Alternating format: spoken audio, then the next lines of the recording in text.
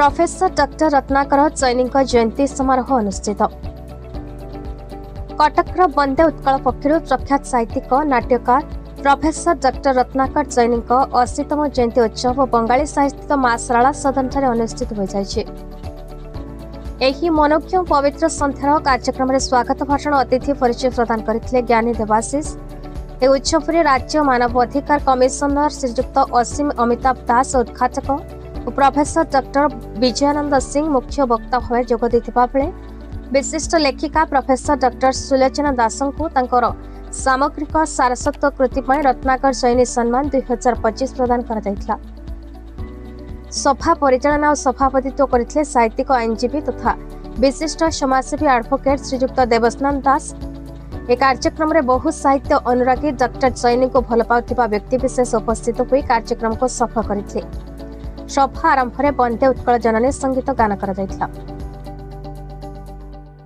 सभापति कला विकास केन्द्र कटक रत्नाकर चैनी थिले जने अनन्य सारस्वत साहित्य लेखिबा, साहित्य को संगठित करिबा, साहित्य को प्रकाशित करिबा, उत्कृष्ट कराइबा रत्नाकर चैनीकर अवदान विपुल।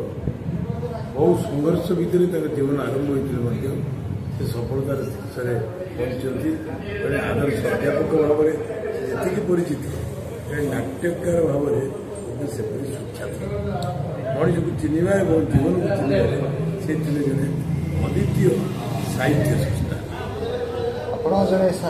अध्यापक से भी जड़े अध्यापक समाज को नुआ मोड़ दबारे नुआ दिग दबारे रत्नाकर चैनी अवदान प्रकृत विपुल। उत्कल साहित्य समाज तार शतवार्षिकी उत्सव पालन कला 2003 रु 2003 ये 100 वर्ष उत्सव आडंबर सहकार पालन कर नेतृत्व ग्रहण कर। उत्कल साहित्य समाज पवित्र कक्ष हूँ श्रीरामचंद्र भवन। श्रीरामचंद्र भवन पर आउ एक रत्नाकर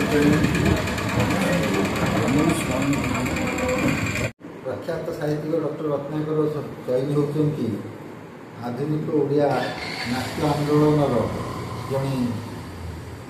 जड़े सूत्रधर कह अत्युक्त बना जड़े सुसाहित्यिक नाट्यकार सुवक्ता संगठक भाव में से सर्वत्र ओडिशा परिचित। उत्कल साहित्य समाजर से दुई थर संपादक भाव एवं सभापति भाव में से निर्वाचित होती। ओडिया जाति को अन्यतम अवदान होची कटक सहर शताब्दी भवन। जो समय डॉक्टर रत्नाकर चैनी उत्कल साहित्य समाज सभापति थे एवं उत्कल साहित्य समाज तार शतवार्षिक उत्सव पालन करता एवं शतवार्षिक स्मारक स्वरूप शताब्दी भवन निर्माण सभापतित्व काल होता। जड़े सफल अध्यापक भाव से सुपरिचित रेवेन्सा महाविद्यालय दीर्घकालन धरी केवल अध्यापना कार्य से संपृक्त ता नहीं रेवेन्सा महाविद्यालय परीक्षा नियंत्रक ठार आरंभ कर विभिन्न प्रशासनिक कार्य को सफलता सहित संपादना करते।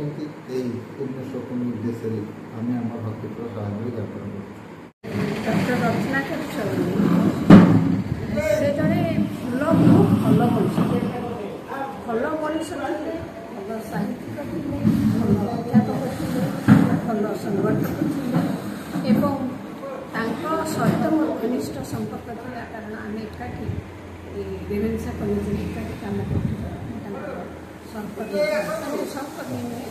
सतीर्थ से मत सान भौणी भाई डाकुले मुझे फाइना बोले डाकुली केवे भी डॉक्टर चैनी बोली के कहे